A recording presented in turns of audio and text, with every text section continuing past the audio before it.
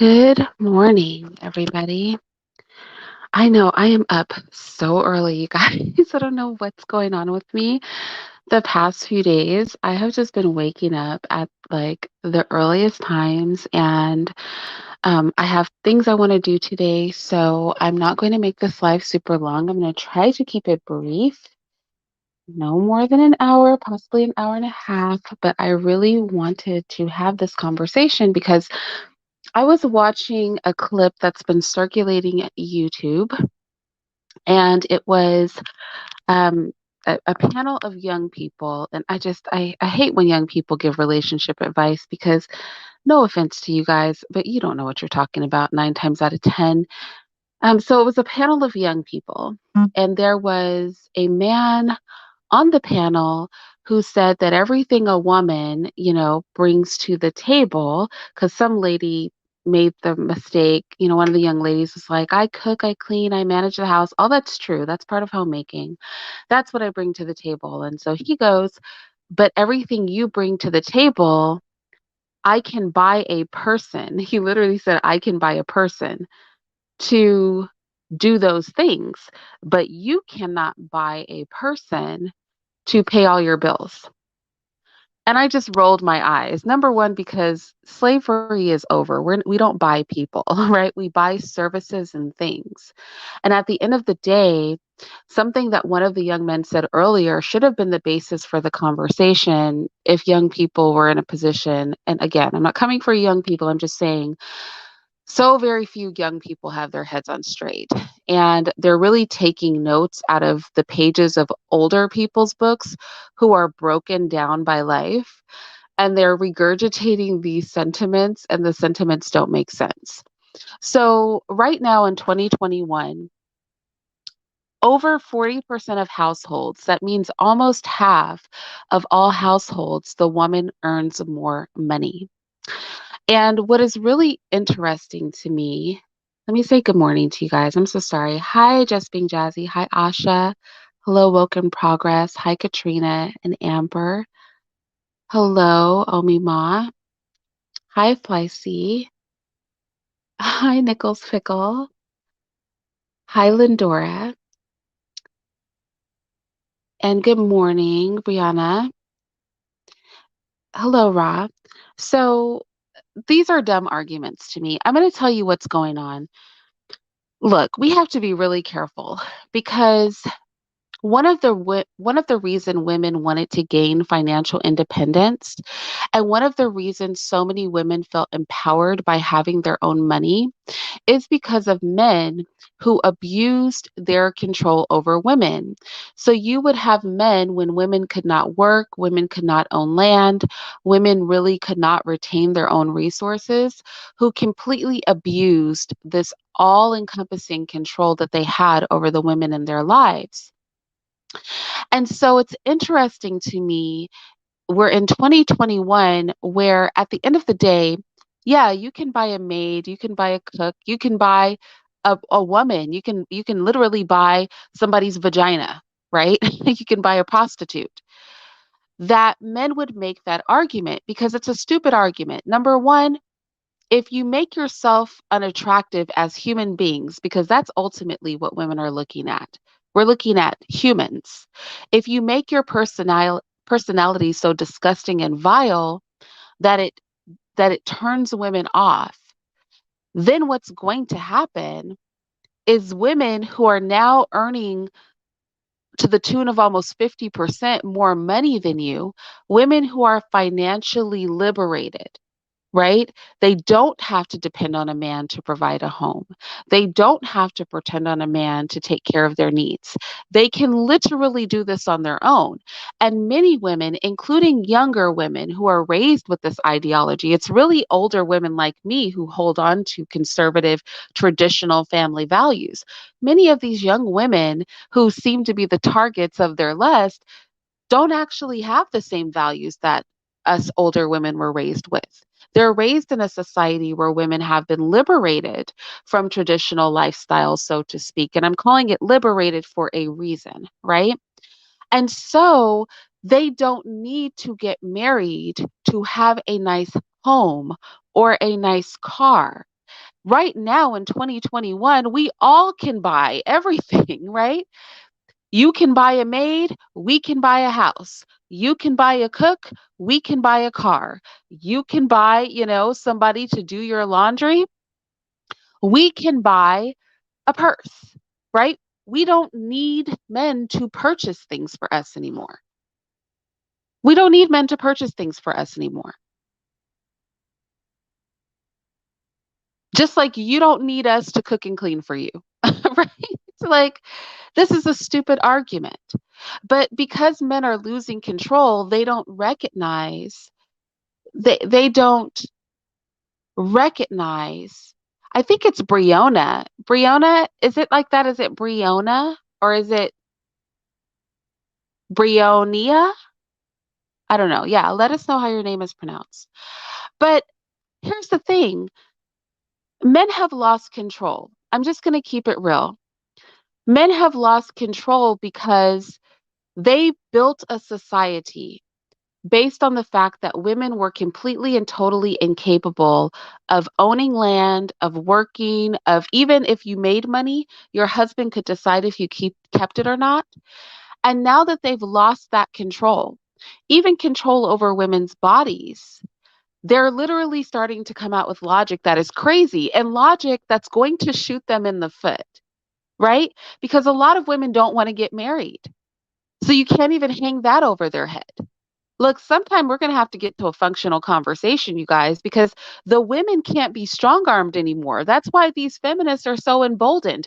You can't strong arm them with I pay the bills. You can't strong arm them with marriage. They can pay their own bills and they really don't want to serve you. I've literally heard women say, I don't want a life of servitude to a man. That's how they view marriage.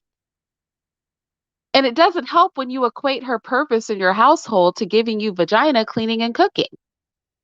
These are people who weren't raised in two-parent families.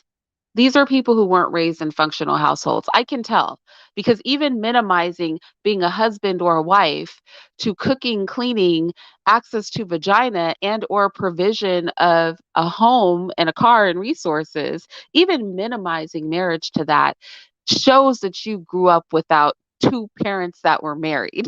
Right? That shows that you don't know what you're talking about. You came from a very dysfunctional, broken place and nobody taught you better. That's all that you're proving. But you're also proving that you're never going to get control over the situation and not controlling women has made men crazy. Now, here's another example. I don't like Megan the Stallion. I don't she's talented, but I think her videos and her messaging is extremely toxic when it's peddled to people who don't have their heads on right? Because so many people take what she's saying seriously. So in her most recent, probably not her most recent video, but in one of her recent videos, where all the women were twerking everywhere. Um, well, that's all the videos. Okay, the one where the women were twerking on somebody that looked like he was an older white man that was playing the position of like a politician or something. Now, that video was silly. I don't think twerking is equivalent to feminism. However, or I don't even think twerking is equivalent to empowerment. However, one thing that she was really on point about was when the guy went online to write an evil comment about a video that he thought was raunchy. You literally have men in masses criticizing scantily clad women, criticizing TikTok challenges like the Bust It challenge and all of this, right? You have men criticizing this. These same men are clicking on those videos, though. They click on every single video of a half naked woman so that they can complain that she's half naked. They see cleavage and with automaticity they click on the video because they are attracted to women.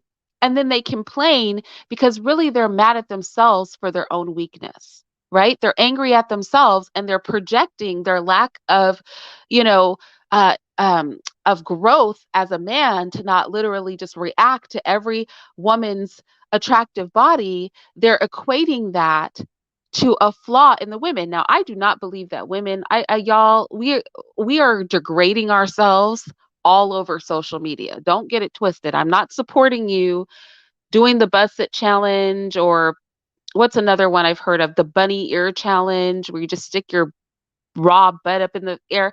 I'm not, or the challenge where you jump and show that your butt can jiggle. I mean, come on. These challenges are stupid as hell and very degrading, and they set us back as women. I'm not co signing this. I'm just saying that you will have a man completely masturbating to a type of woman that he claims is trash. You have a man out here who made a whole video about what he called sex bodies, which were augmented bodies with really big butts and really big breasts, and spoke about how attracted men are to them, but then they regret it afterward, but then somehow saw the flaw in the women.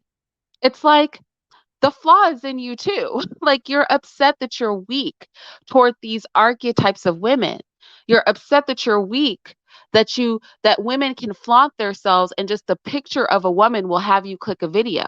Just the sight of a woman's butts will have you lost on the internet for 3 hours. And they're angry at that because by not being able to force women to cover their bodies, and again, women, guys, I like a little bit of sexy, and I'm not supporting you guys degrading yourself all over social media. I think it reinforces us being objects. I think it reinforces our degradation, and I think women are more valuable than that. But nevertheless, these men get lost for hours at a time, simply trapped by looking at a woman. They're trapped. A woman walks down the street with an attractive form, and they're trapped. And a lot of them despise that. And so they attack these women. They attack them because they're weak toward them. They despise it. And you have to recognize that this complete loss of control has driven men crazy. Because here's the thing. In 2021, apparently we don't need each other for superficial things, right?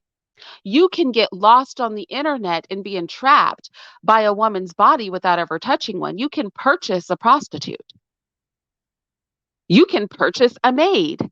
You can purchase a cook. You are right. But the thing is, it doesn't matter because women are also in a position where they can purchase their own house. They can purchase their own car. They can wear whatever they want without care for what you think, because at the end of the day, they win because you're attracted to them. Women aren't going into an abyss on the internet for 5 hours a day looking at men's bodies. Y'all are doing that toward us. So you see, this whole gender war is a stalemate. This is a stalemate. And the men don't realize that it's a stalemate. The men think that by throwing their foot down and talking about, we won't marry you and we won't take care of you, that it's going to make womankind behave a certain way. And you guys know I'm not a feminist. You know that I'm not. And I do not support this feminism as it stands. Like I said, even if I was a feminist, I would totally remake feminism. This stuff is dumb out here that these women are doing.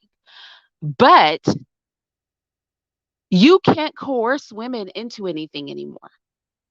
The only women you can coerce are those that are stupid and extremely poor. The ones who truly have no other options. This is why men are promoting women not having degrees. This is why they're promoting, I don't care how much money a woman has, because they recognize that women now are educated, women now have their own money, and you can't control them. When you base your value as men, when you base your value as men on income and marriage, and then the women can earn their own money and don't want to get married, when you say that you don't like a certain type of promiscuous or overtly sexy woman, but the women don't care what you think, because at the end of the day you might say that, but if they jiggle their butt on social media, 90% of you guys are going to show up for the show. So you can say anything. And this is what women, and this is what is fueling feminism. The men don't recognize that they've got to change their strategy. They absolutely have to change their strategy. This strategy is not going to work, y'all. This shaming women and I'm not going to marry you and I've got the money strategy, it's not going to work. Not when women on in most couples make almost at the tune of 50%, just under 50% of the time they have more money than you do. You have women out here throwing parties buying each other luxury items. They don't need you anymore. Not for those things. Just like you don't need them to cook and clean for you, they don't need you to buy anything. But unfortunately, women have one thing up on you is that you have an extreme lust for women. You guys have a far higher lust for women than women do for men. So this is a really a no-win situation if we keep playing down this road because a lot of the attitudes and you guys this is coming from somebody y'all know that I promote male leadership. I believe in traditional families. I believe in male headship.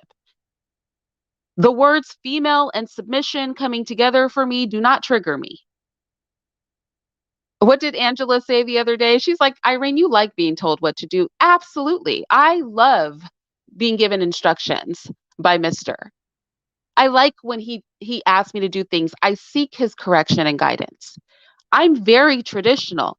But as a traditional woman, I'm telling you, y'all are not about to win this battle with these ladies, not with the approach you're taking.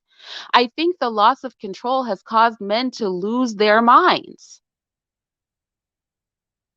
The more you show yourself to be something that can be viewed as misogynistic, the less women are going to trust you.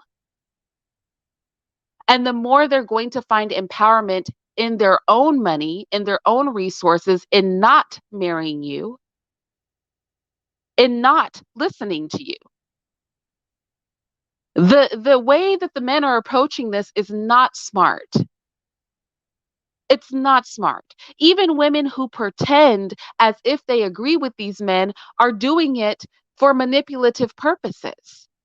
As women, we know we can pretend that you're leading and still lead you. There are whole women out here where men think they're in charge of something, but the woman is really just jiggling her butt and being attractive and getting them to do what she wants. You have the illusion of leadership, but it has no power. You don't really have the effectual power to shut anything down.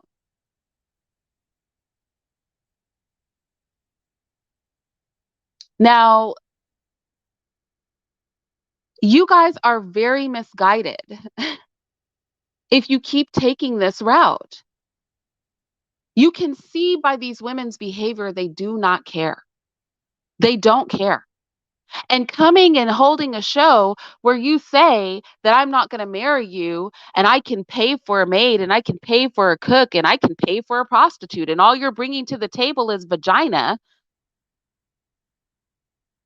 You say all a woman's bringing to the table is vagina, meaning that you put value on her vagina, but you don't put value on her as a person.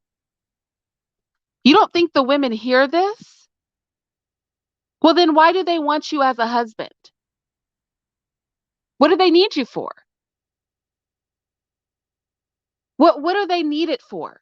Just like you don't need real companionship, you don't need real love, you don't need somebody who cares for you as a human being. You think women aren't going to check out that way too? You've reduced women to tasks that they perform around the house and sex. And you think these women who now are capable of not dealing with any of your logic and can fully support themselves are going to go, well, wow, let me just run right over there and give up all of this liberty that I have so that I can come over there where you only value me and are reducing me to all I'm bringing to the table is my vagina, which you can also purchase. I'm going to tell you something. The difference between a wife and a prostitute, if that is something that cannot be laid out for you, then you don't deserve to be married. The difference between a wife and a cook or a maid, if you cannot process that on your own, then you're a person that a woman is not going to want to marry, not anybody with sense. The fact that you would even correlate. That is like me correlating a husband to a paycheck or an employer. If my husband is the equivalent of a paycheck or an employer, I don't need you either. I can just go work. Or in these days, because men are so out of control and such a living contradiction, a woman doesn't even have to work. A woman can literally just be attractive, take pictures of herself, post them on social media, and furnish her whole lifestyle and never let a man have to even lay a finger on her. She could be totally celibate out here, twerking and living in a nice house and taking trips and providing herself a life and never have to put up with the man's attitude. So it doesn't help. When I tell you this gender war is at a stalemate, y'all, it is at a stalemate. The only people that think that they can keep this alive are stupid people. You can't keep this alive anymore. We're going to have to revert to respecting each other as human beings and wanting functional families and love. We're going to have to start recognizing that the value of a relationship isn't about the things that people can do for you or what you can and cannot buy for yourself. It's not about if you can purchase a maid. It's not about if you can buy a bag, but it's about a connection, being loved, about companionship, about growing with somebody who is committed to you because they love you as a person. We're either going to recognize that that is the purpose of a relationship, that is the purpose of marriage, or, this is going to be y'all aren't going to win out here. You're not going to win with this logic. You're not going to win. And I think the men are recognizing that they can't win. And so they're becoming desperate in their rhetoric. And this desperate rhetoric is actually making women want to rebel more. Hearing you dangle marriage like a carrot on a stick is making women be like, well, I don't have to marry you. You do recognize that, right? That's what women are thinking. I don't have to marry you. Like, I mean, if all you're bringing to the table is a house, technically I could get my own house. Now, one of the men in the video I was watching, he said, well, you don't want to do it. Well, I'm sure you don't want to have to pay for a prostitute. I'm sure you don't want to have to pay a maid or a chef. But you'll do it anyway, won't you? If there are no other options. And that's how women are starting to feel. I may not want to do all the work that my husband would do. But at the end of the day, if all you are is a paycheck and somebody that's dangling marriage in front of me, I will buy my own car. I will buy my own house. I will I will financially support myself. If the only thing you have is money and an offer of marriage from somebody who literally thinks I'm the equivalent of a chef and a prostitute, well, maybe I'm better off doing it myself. That's what the women are thinking. That's why these arguments are going to backfire. And in the throes of a complete loss of control, the men have actually become crazy and irrational. They don't even recognize the destructive nature of their own arguments. I'm here to tell you, men, you guys are going about this the wrong way. You're going about this the wrong way. Honestly, any pimp on the street could tell you you're going about this the wrong way. A whole pimp who doesn't give women any money can tell the average man that you have really misunderstood women if you think hanging your resources and marriage over her head is how you're going to get back into the position you want to be in. A pimp off the street can tell you that is not how women work. If it was, pimping wouldn't be so lucrative, would it? Would pimping be lucrative if women cared that much about marriage and a man's resources?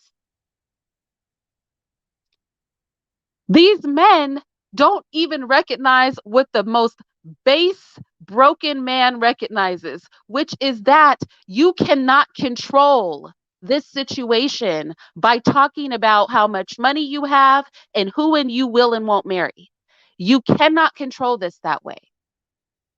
It is your insanity in the throes of your loss of control that make you think you can.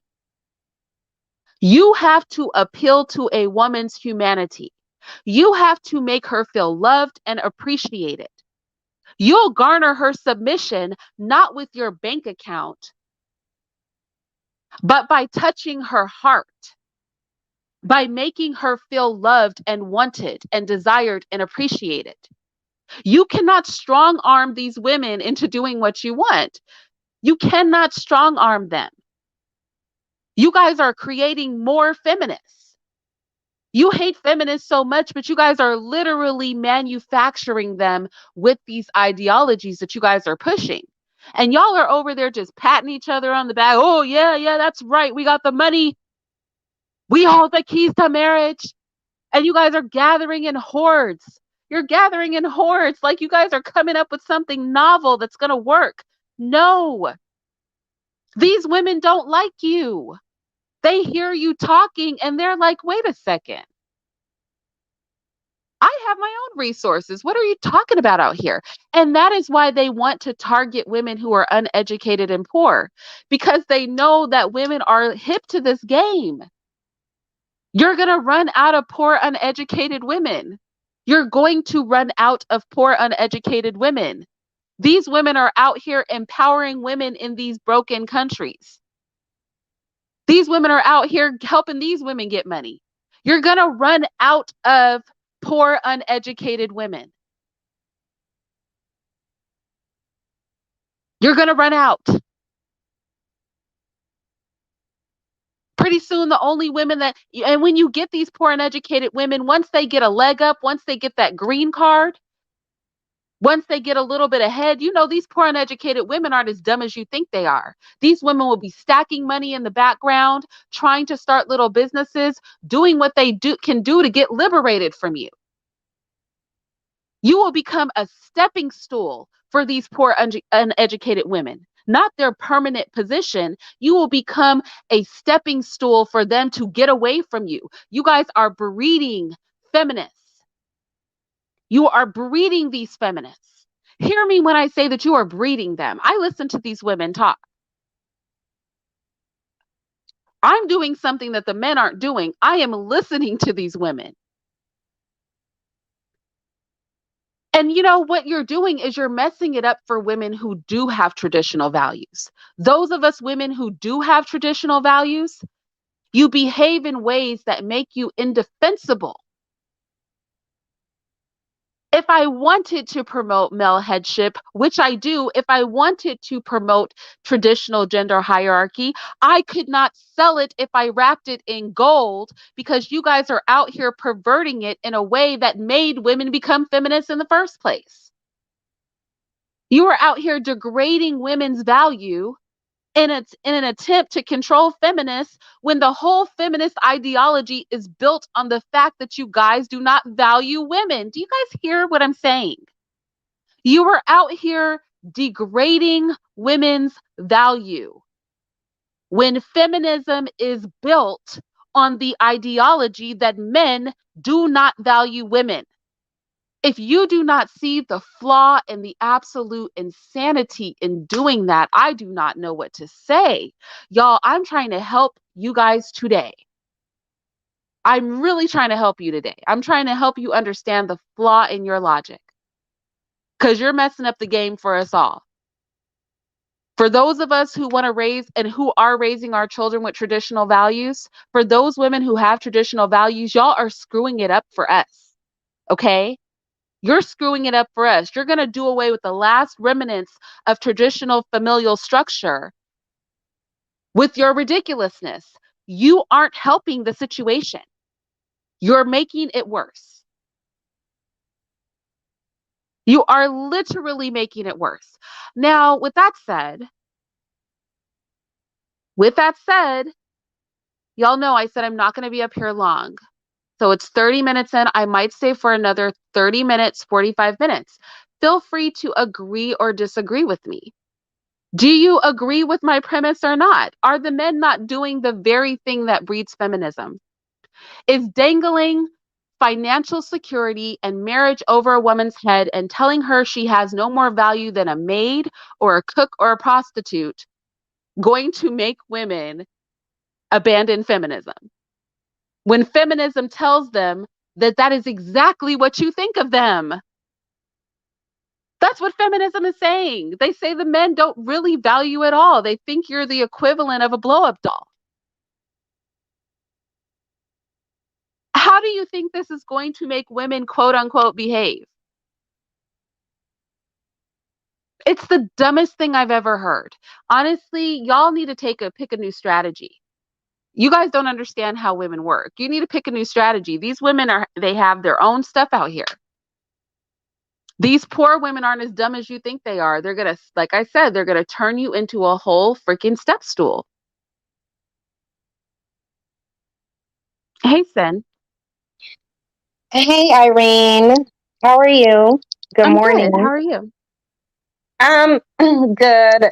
So I just kind of came in like a little while ago and I was listening, but I heard enough to answer your question. Um, Black men have an issue with cause and effect relationships. I think they don't understand cause and effect relationships, so they don't really necessarily understand why Black women have the mentality that they do. Therefore, they don't know how to get them out of that mentality. It's much like how yesterday, because I was asking you, were you able to tune in to Tanya's live stream last night? And I jumped on it to try and have a discussion with this Black man with flawed logic. And I'm giving it an example because it's a perfect illustration of not understanding cause and effect relationships. And if you don't know cause and effect relationships, you can't solve a problem because problems are rooted in what caused them, right? So this man, he sits up there and he says that if he gets with a white woman, then somehow white men will see them as better, that all of the negative stereotypes will be removed from him. But what he wasn't understanding, and what I was trying to get him to understand, is that unless you address the why white men have those negative stereotypes, or society has the negative stereotypes, unless you address the issue, the cause of those stereotypes, which essentially he's asserting that society looks at Black men poorly based on the race of the woman that he's with, rather than his actual position in society and his willingness to be dominated. So this is why they're trying to compete with getting with women to change, with white women to change the perspective of them in society, rather than dealing with the fact that they're dominated. Men in society see Black men the way they see them, not because of the race of the woman that he's with, but because of his willingness to be dominated by several different groups of men. It is his willingness to be dominated. So you wouldn't change society's perspective of you by getting with a different race of woman. You would change society's perspective of you by not being dominated by other male groups, by not showing your weakness, by not competing with women. That's how you would change their perspective. Much like how with Black men, you don't change Black women's mindset of you by trying to manipulate, browbeat them, and shame them into succumbing to whatever your program is. What you would do is resolve the issue that led to Black women feeling this way in the beginning. And the reason they won't do that, because it's going to go right back to them. Black women have this mentality because of Black men's behavior, and it's the very behavior that they're continuing to engage in. So the problem here is that Black men don't really have any concept or understand cause and effect relationships. They just don't. And that's why they can't problem solve. Yeah, I just think I was there for that. I didn't get to listen to the whole thing, but I was in and out. And I have to say that, like, literally, I was like, this is my video, Black Penis, White Vagina. He literally, I could have taken him and had him narrate the video. I could have just used, I was like, this is when he started talking about the elevation of Blackness, I was like, this is literally The same rhetoric that these men in that I was quoting in that video, these educated men with degrees, and I don't think he had all that, but these men who built their whole careers off of analyzing black male sex with white women. And the stuff that they were saying was literally cookie cutter from him. I was like, my whole mind was blown. He did the men no favors. Men, you should really disassociate yourself from everything that man said, because he did not help anybody. But I think, yeah, that complete the illogical stance, and this is just not the way that you guys are going to to to fix these relationships with women. It's not, it's literally not the way that's going to happen. And it baffles me that they think it is going to happen this way when they're really kind of saying the same thing about themselves that feminists say about them. Like when you and the feminists agree on your character, it's not it's not a recipe for it's not a recipe for making women not be feminists. It's like, why would they? You say the same thing about yourselves that they say about you. And also, on the other aspect of what you were talking about, Cyn, about recapturing their position in society by way of competing with other women, or competing, I'm saying other women, but they're men, competing with women, that is not going to happen. Your ability to compete with your women, or your attitudes toward the status of your women in society, is not going to change, because believe it or not, the world is not ran by women. It's run by men who are measuring themselves against each other. And historically, Mhm. non-black people have said this in writing throughout history over and over and over again. And yet somehow it's not computing. I don't understand how it's not computing, because they couldn't be more transparent. But it is a Mhm. competition amongst men. And if you feel that your hold on the women is letting go, it, by degrading them to prostitutes and maids, is not the way that you're going to get your women to position themselves the way you want them to position themselves. Women respond to love. They don't respond to being degraded. Like I said, a pimp off Mhm. the street knows better than that. So I don't know why these men are running around thinking that by putting women down and dangling marriage and claiming resources, things that women can obtain on their own, and a marriage to somebody who doesn't value them is not going to help women get their minds right as you think. It's not, this is not the business, y'all. It's really not going to work. No, it's not. So, can I respond really quickly too? Because first of all, I don't know when Johnny Romaine Thomas decided to be a trash bag. But Johnny, you've been engaging in behavior for months now, and I haven't said anything about it. That is really disappointing to me, because you've been around for a while, and I never thought that you had trash bag logic, but it seems that you do, and I can accept that. That's fine. So Johnny Romaine Thomas said, "Who give the damn about what a white man thinks? Black men do." And then No Savage said, "Black men don't care about changing white men's perspective of us." Let me tell you something. If you're sitting on a panel as a black man and you're saying that black men are dating white women to have some kind of social elevation, and white men determine social elevation, then you do care about what white men think, because essentially you are using his woman to impress him and to get him to think differently about you. In my video that black men are still complaining about, where Brian talked about black men being a nuisance. And he did not mention that black men are a nuisance because they're not attached to white women. Actually, he didn't mention anything about the race of the woman that black men choose to date. What he said is that black men don't put money into their community. Black men are not producers. Black men are not builders. Black men have left black women to do everything. Black men are emotional and they don't know how to have discussions, among many things that he said. But those are the things that he pointed out. So when it comes to the social elevation of black men, if white men's opinion of you is not based on the race of the woman, then why would you think that you can socially elevate by simply getting a white woman? So this is what I'll say. I haven't seen Johnny switch up. I've only seen him in my comment section a few times and he seemed normal to me, but I will say this. I do agree with Cynthia, Johnny, that Black men should care what other men think of them. I mean, think about this. And this is what I said, is the difference between us thinking in the micro and the macro. Even if Black men wanted power of any kind, presuming that they want power of any kind, what people around you think does matter. Why do you think the United States makes a show of force? They do it because it matters what the world thinks. It minimizes their issues if the world sees them as powerful, right? Why do we put on suits when we go to a job interview? When we want to present a certain way, when we want to get a certain vibe across, both on the macro and the micro level, we have to consider what the people around us think.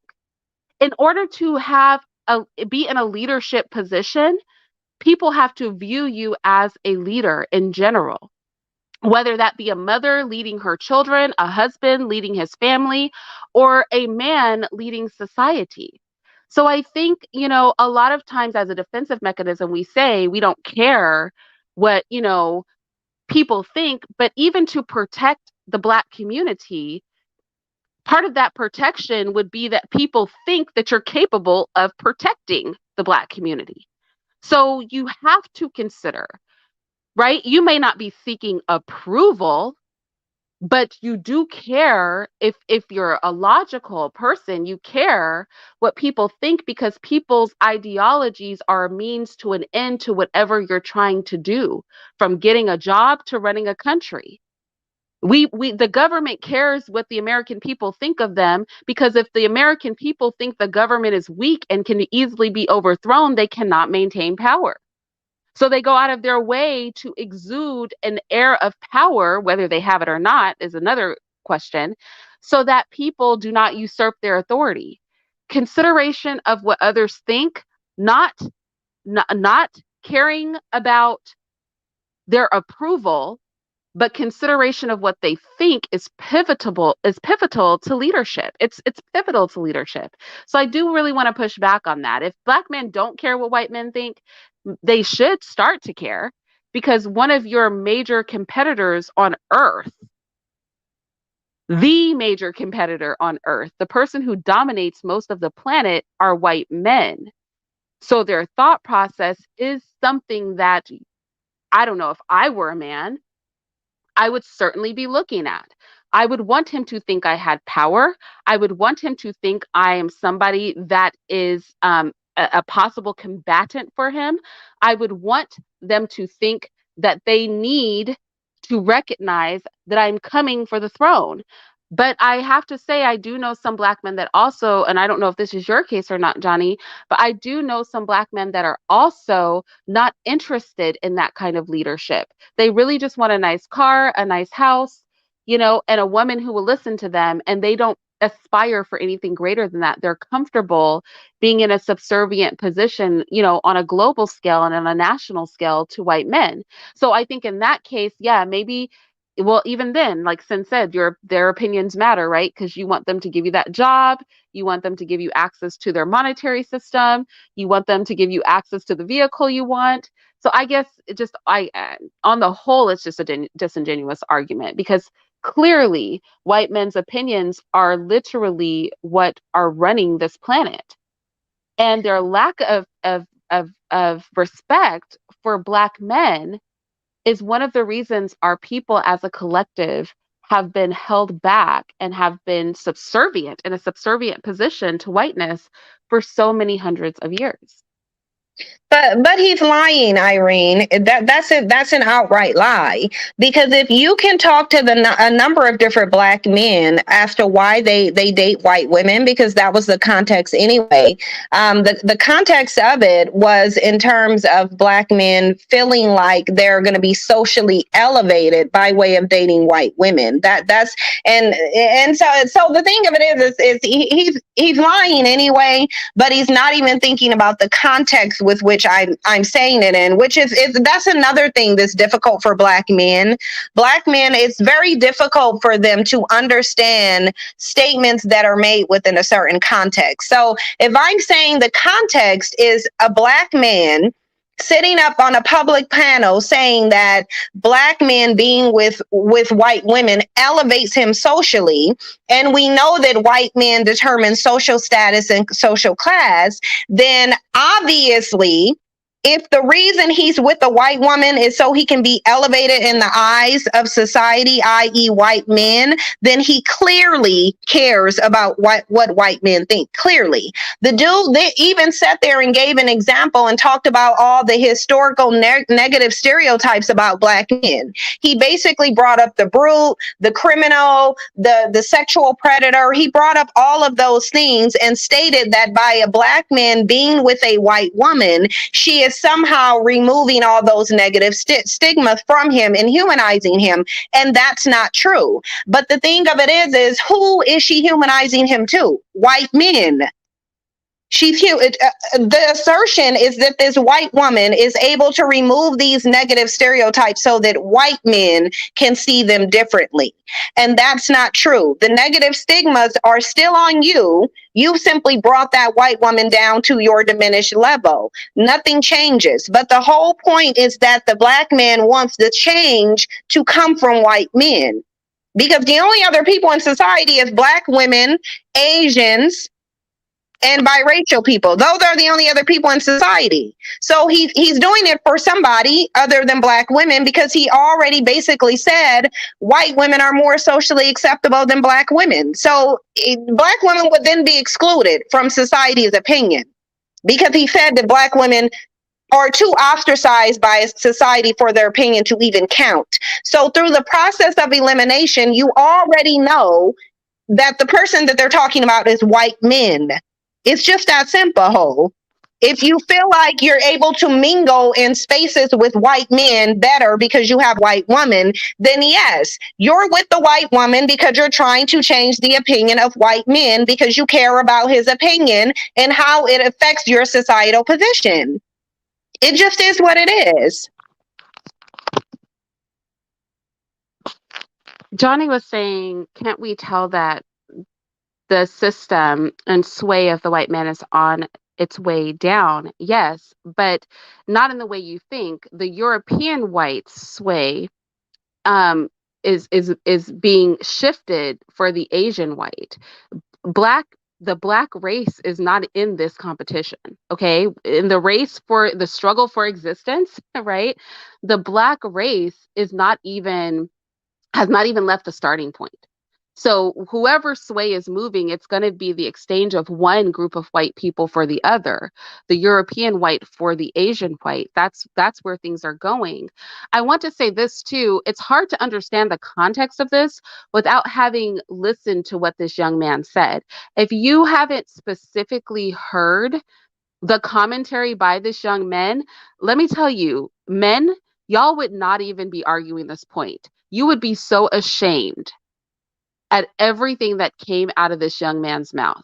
I mean, for 3 hours, he single-handedly has given the entire Black female population of social media things to pick apart forever. Like, Cyn, are you planning on doing a breakdown of just, it was just so, I can't imagine how you would Yeah. though. It's just so crazy. It's so much. It was so much, y'all.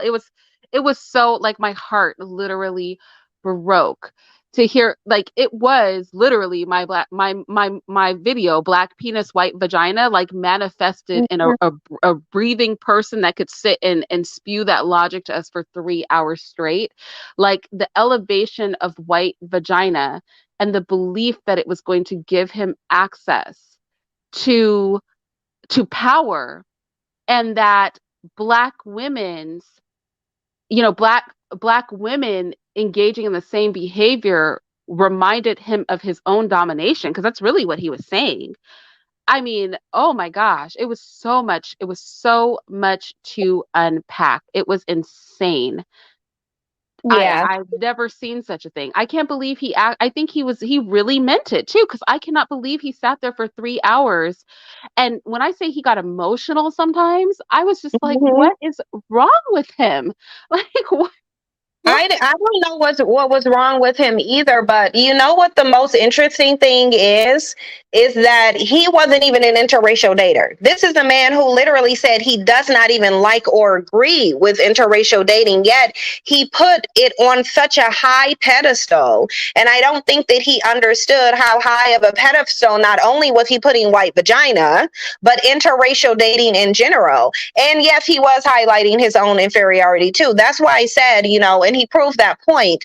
Black men don't like seeing black women with white men because it reinforces their inferior position. And essentially, that is what he said. It reminds him of the powerless moment on the plantation when they could not stop white men's access to black women. They couldn't stop it. They were powerless, completely powerless. And when he sees a black woman with a white man, it basically takes him subconsciously, even though he wasn't even there, it literally puts him in a place of transgenerational trauma. That is what it does to him. Although he's glorifying whiteness up, down, left, and right. And he showed a lack of understanding for why black men are actually in the position that they're in socially. Because if he thinks that he's going to be, I'm going to continue saying this because it needs to be said. If a black man thinks that by being with a white woman that he's going to elevate his social position, then by default that means you think that your social position is dependent on the race of the woman that you're with, rather than your willingness to be dominated and your unwillingness to fight and be a dominant male. Clearly that's in black men's mind, or else why would they be using women to compete?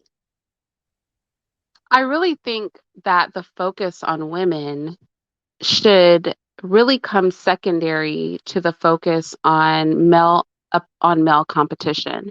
Because at the end of the day, if history has taught us nothing, it's that winning in male on male competition is what gives you access to women who are going to carry the mindset that you desire. I think it's really putting the cart before the horse.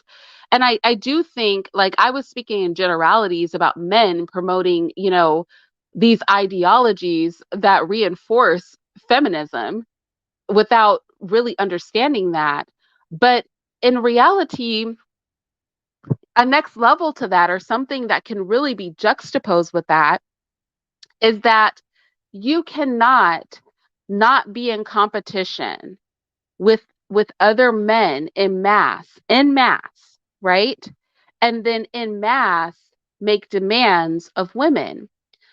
And why is this? It's like a car, it's like two car salesmen.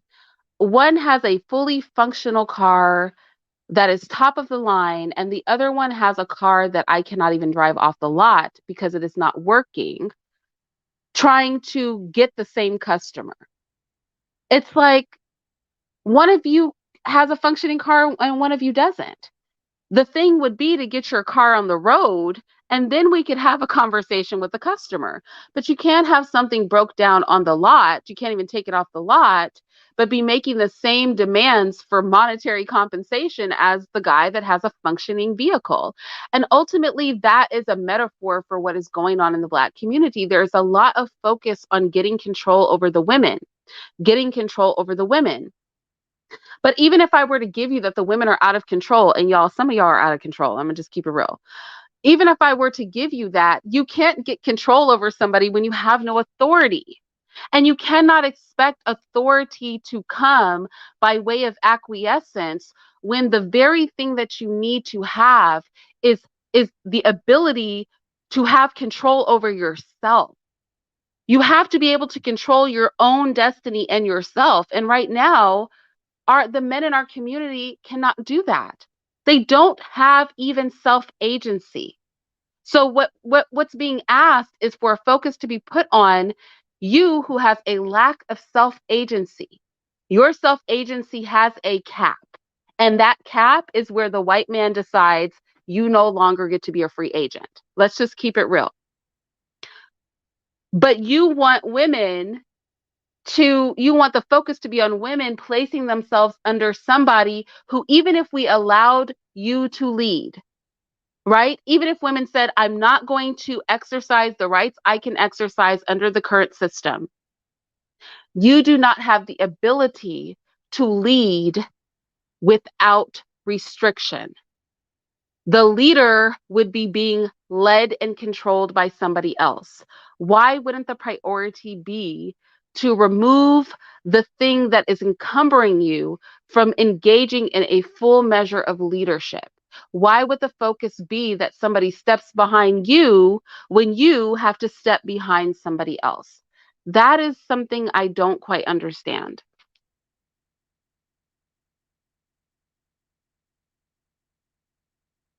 I'm curious. I just Oh, go ahead. I'm sorry. Sorry, I just think black men are very, very delusional. And I think that their mindset is being displayed, and I think it's for a reason. Because when Tanya brought that man up, everybody knows she didn't bring him up to talk about interracial dating per se.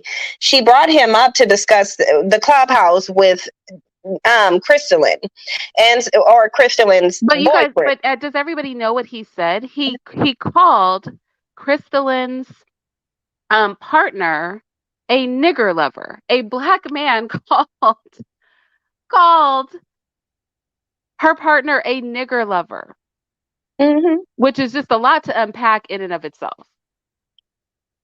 Exactly, but it's because again the very notion, and look, some black men like him will outright come out and tell you the truth. Like I think that man was really telling us what he believes. So some black men will outright come out and tell you the truth. Look, we don't like seeing black men with white women. It basically shows us how inferior we are. Like he literally sat there and said there is no reason for a black woman to be in a relationship with a white man, despite the fact that white men have global societal power and would be the only one of white men and white women to be able to elevate anybody. Yet he said that there's nothing socially that a white man can do for a black woman, but this black woman whose social value he admitted declines when she's with him she somehow has the power to elevate him. Like it's nonsensical, it's illogical, but some black men will outright come out and tell you that, and other black men will just sit up and troll and say that they don't care. But you always see them in black women's spaces, particularly black women who talk about dating out. So there's two types of black men that are being revealed. Both of them take issue with it. One of them just will be honest, the other will lie and troll. But we know that that's a problem, because if it wasn't, then you wouldn't need to call any black woman a bad wench for being with a white man. You wouldn't even care. If you really didn't care, you just wouldn't comment on it. But you do care, and you call her a bed wench because it takes your mind back to the plantation that you were on, where she was forced into that position, and so were you. Well, Truth be let's keep told. it real. He did take it a few steps further than bedwench. I mean, to use the term nigger lover, and you know what? He threw that word around a couple times during your conversation with him. He threw that word around a couple times in a negative way, right? Um, so it was indicative of how he viewed himself. I thinking back on it, I was so taken aback. I was so taken aback by the whole situation. It was almost unbelievable. Like I wanted to believe he wasn't serious, y'all, but he was very, very serious. But what I do appreciate is that I think he was very honest. He was not trolling. At first I thought he might be trolling, but he had way too much energy and passion for that. Like this is what he truly believed. And at that point, it just made me feel sad because I do think he was willing to express things that many people, I think, would be ashamed to express. But because he felt it with such conviction, he didn't really hold back from his rhetoric. He didn't hold back from that. But I think it really exposed that twisted logic, right? And this is for me not an indictment or, a cosign of interracial dating or not, but it is when you as a black person call a white person in a relationship with a black person a nigger lover. I think that speaks volumes for how you see blackness. Because when white people were hurling that around, they were doing it to say you are degrading yourself by being with a black person. That is what he was telling that white man. You are degrading yourself by being with a black woman. And then he went on to speak about how black men elevate themselves by accessing white vagina without getting killed. Like if she doesn't try to kill you, if she gives you her vagina willingly, then that says that you are valuable, that you are worth something. That gives an impression to white men that they need to hold you to a higher status. My mind was blown. Like I can't even, I look forward to your whole breakdown of, I don't know how you guys plan to do it, but oh my goodness. I was just like, I mean, it was one thing making a video where I used scholarly articles of black men who had dedicated their lives to analyzing their own lust for white vagina. It was a whole nother thing to hear a living, breathing person come on and rant 3 hours on the topic. I mean, it blew my mind. Yeah, it blew mine too, because I've spoken to black men who've had some degree of that pathology, but that was an extreme perspective. What really shocked me is that he said he wasn't an interracial dater and he had never been with a white woman. That is the one that shocked me, because typically we see black men who think like that. They're the ones who have only dated white women. But then I think that he believed what he believed, but I think to a degree that when I started questioning him, he realized to a certain degree, even though he was trying to cling to that same faulty logic, that his logic is faulty. And I think that's why he got emotional and he kept saying, "Oh, I'm not going to let you back me into a wall and try to say that I'm ignorant." And for him to say that, that means he has to know that there's some flaw in his perspective, whether he's looking at the reality of black men's situation despite being with white women or whatever the case may be. I think on some level he knew that what he was spewing was some incorrect trash. He got way too emotional, and I was actually more patient and nice with him than I would be with if he was on my channel. If he called in and I was on my channel, I was a lot more patient with him because I wasn't on my channel. But to a degree, he knows black men are not socially elevating by way of white women. He knows that. It just is what it is. And Johnny, you can say when you date a devil, Yeah, you are a devil if you want to, yeah, but no, I was gonna say we're not gonna give him that much credit, Johnny, because that didn't go both ways. So, okay, you could make that point on his behalf if it went both ways, but it didn't go both ways in his mind. That white man was a nigger lover for being with a black woman, but he was an elevated being and deserved more respect in society if he or any black man chose to be with a white woman. So that would be disingenuous. You know what I'm saying? That's not what he meant. He wasn't talking about interracial dating. He was saying that because white men have always sought access to black women and black men could not stop them, it is a degradation for black men when they see those relationships. But when black men access the forbidden fruit of white vagina, it is an elevation for them. So we're not about to give him any more credit than what he put on the table. We're not about to make it like he just has a disdain for interracial dating in its uniform, because that is not the attitude that he had at all. He had an extreme double standard and the elevation of white vagina and its impact on black maleness that does not, run in tandem with the statement that you just made, like not in any way, shape, or form.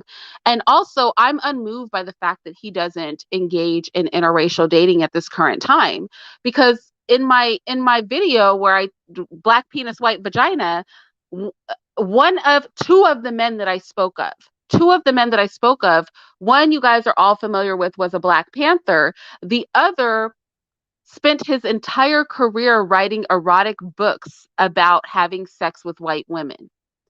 And he was married to a black woman that entire time.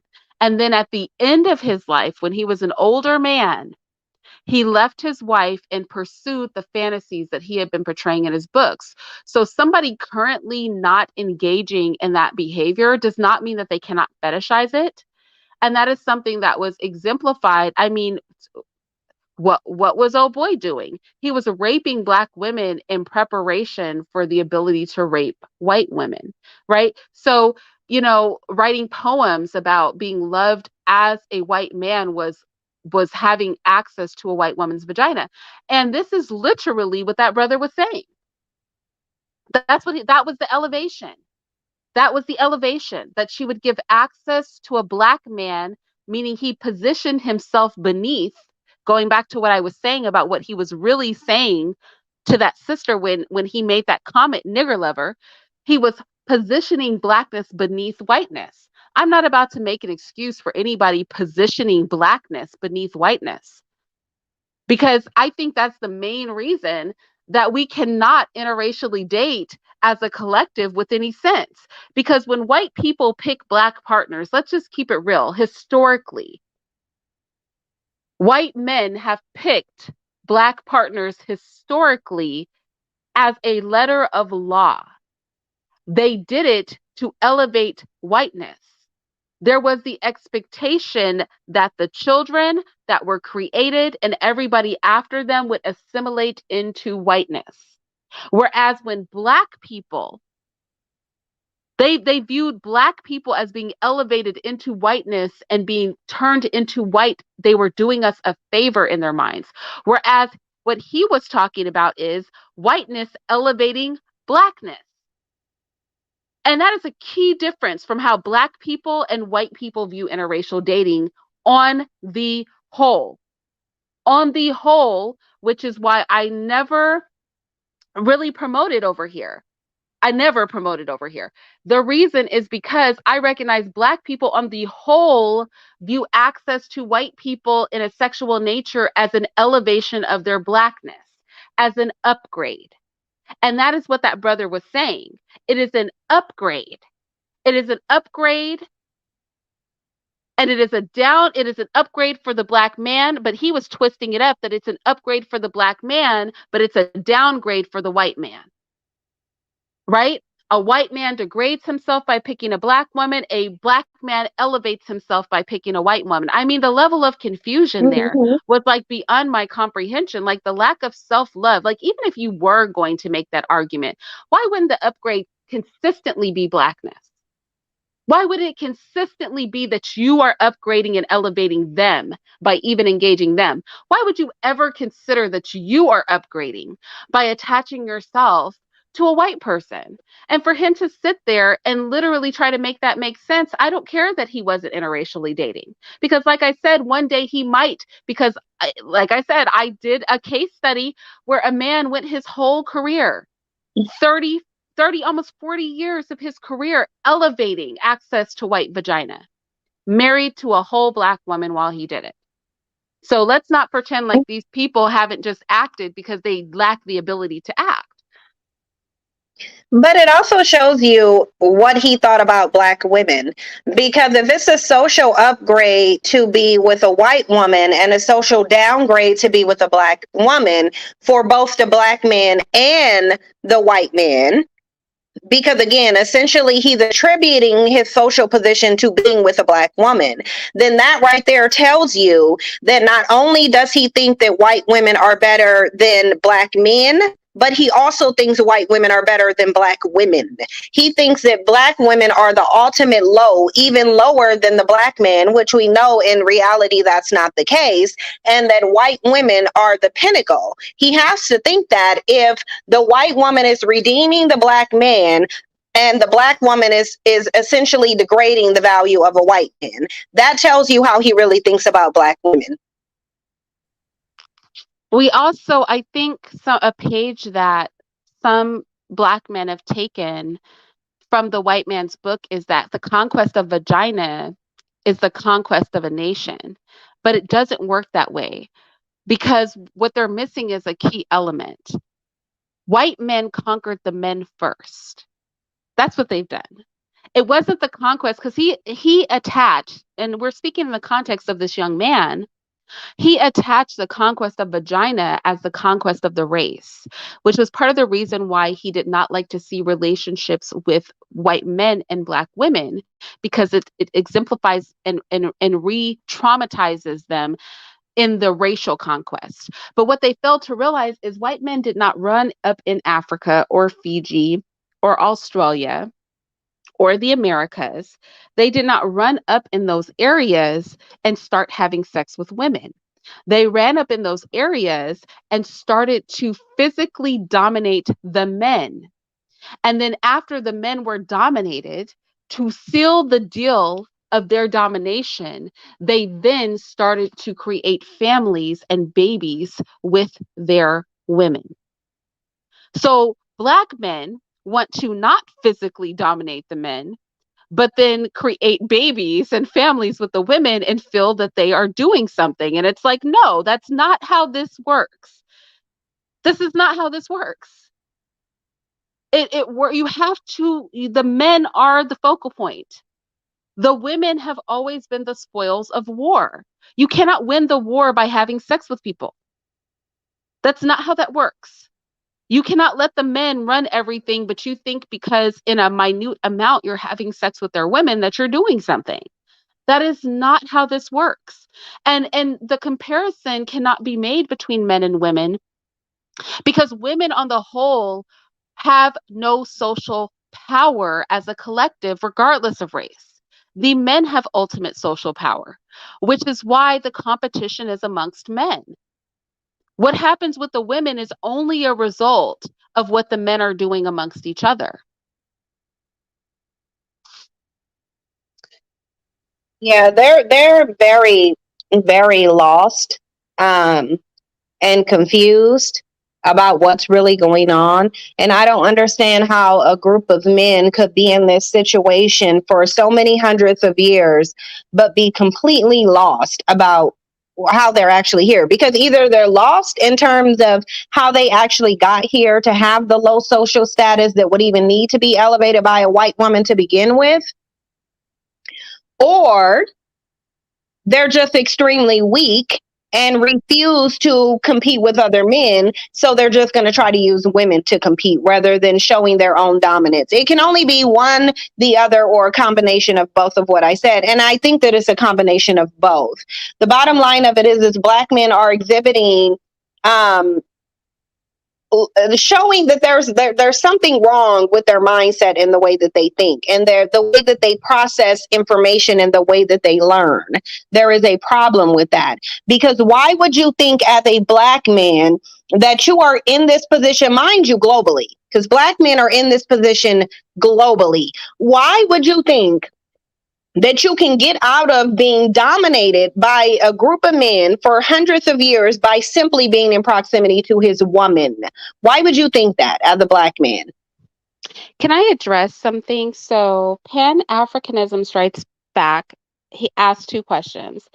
He said, I've never heard Rini promoting swirling. I've definitely heard Cynthia G promote swirling.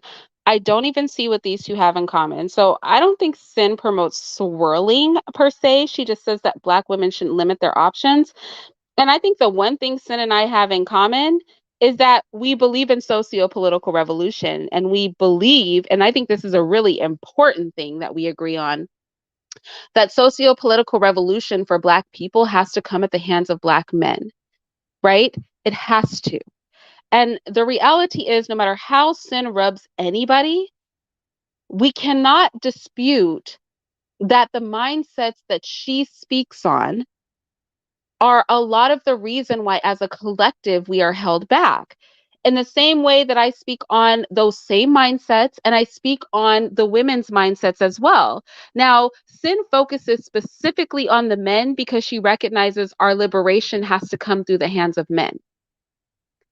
I might speak on men and women because that's my choice, but that doesn't necessarily mean that I disagree that some of the pathologies that Cynthia speaks on are very problematic are very problematic to our social progress.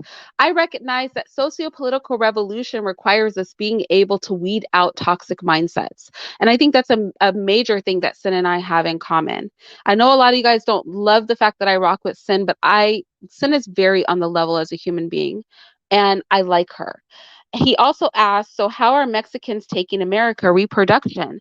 Look, Mexicans have already been dominated by white men.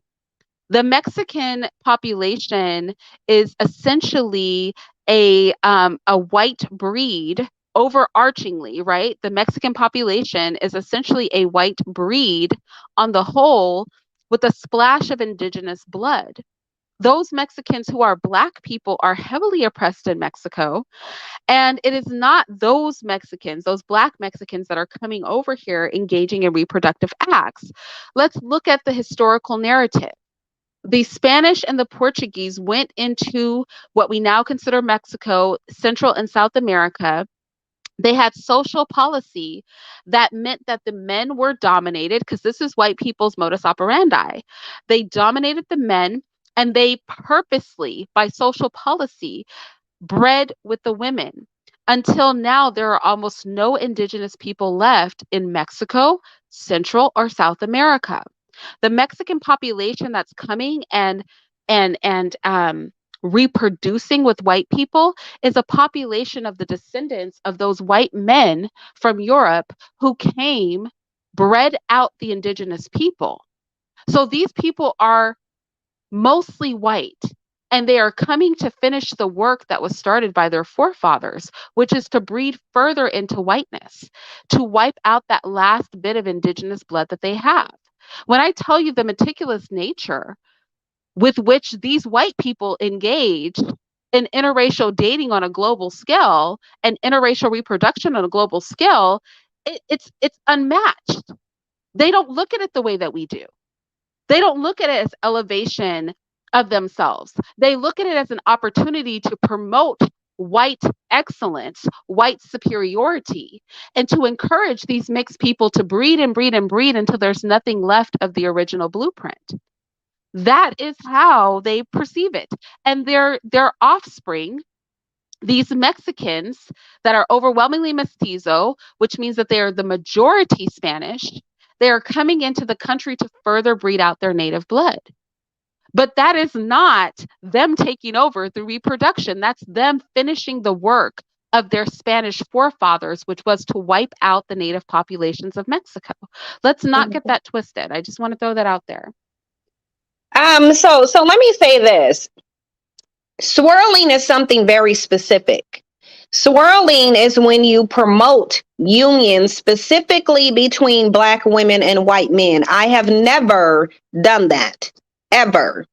And I wouldn't, because I don't think that Black women should get with a specific man. I think that Black women should open their options to any man. And based on the mentality of Black men, I think that they've rendered themselves useless to Black women, because first of all, you don't even know how you got into this situation, obviously, let alone how to get out of it. You're not building, you're not protecting anything, you're not providing anything. You have a trash mentality. And if I look at your mentality now and try to make a prediction on the future based on how your mentality has stayed the same throughout history, conquered, weak, making excuses, refusing to fight, then I can make the prediction that even in the future, you'll be doing the same thing. I don't think that with Black men's mentality, and this goes for the majority of them, obviously not all of them, but the vast majority of them, their mentality renders them useless to Black women. Now, the reason I talk about Black male pathology is because, number one, Black women are still going to date Black men. We live in a Black male worshiping culture. And until that ceases to be the case, Black women are still going to date Black men. They're still going to have children with them. They're still going to aspire to marry them. So if you're still going to date them and you know you have to interact with them in society anyway, regardless to whether you date them or not, you need to know their pathology. Because if I had known Black male pathology or if I would have been focusing on it when I was working in the corporate world, then I would have understood why it was so easy for the racist people at my job to weaponize this Black man against a Black woman. then I would have been more likely to understand why it is that he then decided to take on the role of the white supremacist and threaten a black woman who is seeking to fight against it. So I wasn't dating that man, but I still had to deal with him because I was still in proximity to him. So whether black women date black men or not, you still need to know their pathology because it affects you. It affects your interaction with them. If you see a black man and he's being violent to you, you need to know why. And that's why we talk about the pathology of black men, but there's no time in history or presently that I've ever promoted swirling. So don't sit up here and lie on me.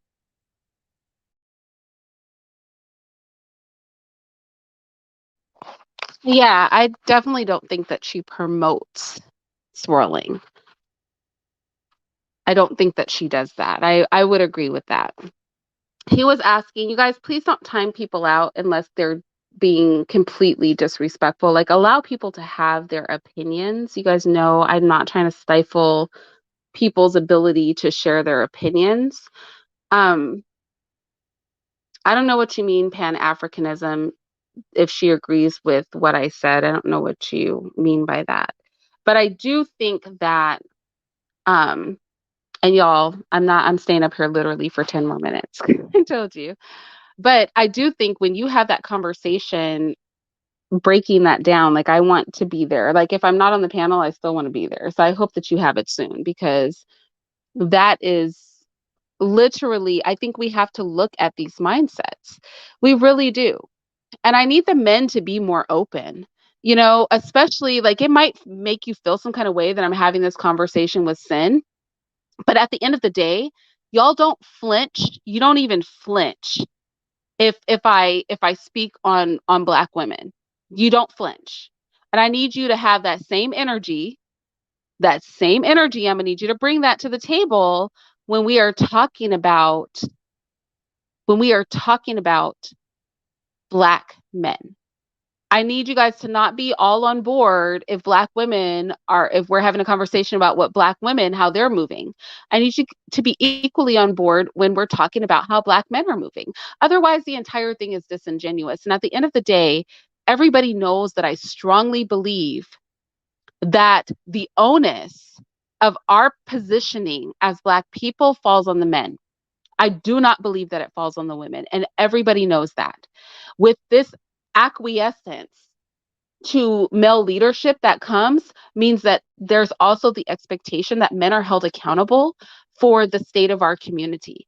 So you can't have one without the other. You cannot want power and control and to be in leadership positions, but not want to also recognize that that power, control, and leadership position comes with ultimate responsibility.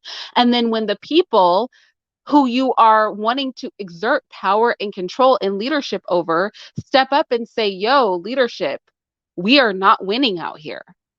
We're not winning. And so we're going to come to you and we're going to complain about the fact that we're not winning because ultimately your maneuverings is what is going to cause us to win or lose. Then nobody should take issue with that. We're either going to be consistent or we're not going to be consistent. What I don't like is the inconsistencies. I do not like the pandering to the ideology of black male leadership and black male control and black female acquiescence. I do not like the pandering to that without the accountability aspect. I do not know any effective leaders that are not accountable. So at the end of the day, the two things need to run hand in hand. The thing that you desire has to be exemplified in your behavior. And so, and like I said, I need you guys to bring that same energy no matter who's being brought to the table. You cannot just bring that energy when the women are being brought to the table. You have to bring that same energy when the men come up to the chopping block too. Otherwise, don't say anything. The one-sidedness of it all is the problem that I have.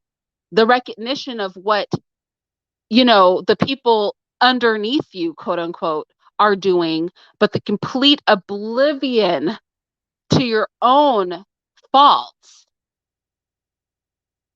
is very problematic. We're not going to move forward like that. We need to have these things running in tandem. I'm going to need you guys to be as passionate about correction of Black men as you are about correction of Black women. Anyway, Cyn, do you have any final thoughts? And can you tell us when you're doing your breakdown so we can Well, I'm I'm really I'm literally right now talking to Nyla and Tanya to see when they want to do it. Because I think it needs to be done, and I don't want to, since it was her stream on her channel, I don't want to just take it and do it without her. Because I just feel like that would be kind of rude. I would have a problem if somebody did that. So I wanna wait to see when she wants to do it. But we are talking about it actually, right? Literally as we speak, we're doing a little text thread to discuss when we're going to do it. I do think that you should be on the panel, and I don't think Tanya would have any issue with that. I don't think anybody would really. I actually think it would be very beneficial for you to be on the panel. And so, as soon as I know what time it is, I'll definitely let you know, because it definitely needs to. There's just too much to unpack there to not do it. Yeah, I mean, yeah.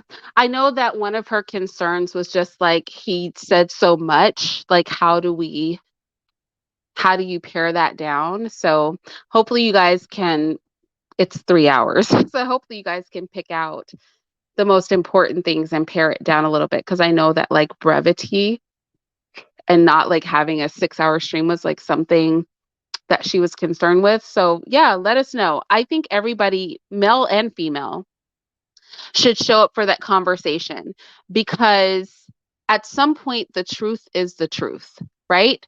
And whether it makes us uncomfortable or not, we need to have those discussions. And that doesn't mean that we agree with each other on everything, right? But we can for sure, I hope, are mature enough to come together on the subjects that we really do need to be agreeing on, right? We can disagree on other things, but I think both men and women, we should come together to have this conversation because I don't think anybody with sense is about to agree with the page that this brother was on. Like he was doing some other stuff. And more importantly, some of us, right? Some of you might see his ideology reflected in yourselves and not have realized it until he articulated it. So I think that it can be beneficial across the board, not just for critiquing, but for self-analyzation. So I hope you guys are not going to shut yourselves down from that. And Cyn, I hope y'all announce it so that we can all show up because I definitely we need a little bit more than that. Like it was so overwhelming that it does need to be like really broken down quite a bit. And of course, I'll be happy to be on the panel, but I'll be there even if I'm not on the panel because that conversation was ridiculous. So with Yeah, that, I think it threw all of us off. It was ridiculous. mm, It did actually throw me off. I didn't expect him to be that emotional and to say the things that he was saying. And so, oh my gosh, it made a piece of me like die inside. I was like, I mean, I'm all for transparency and honesty, but like that was the one time I was like, brother, could you have held back just a little bit? Like, leave us something, leave us anything at all.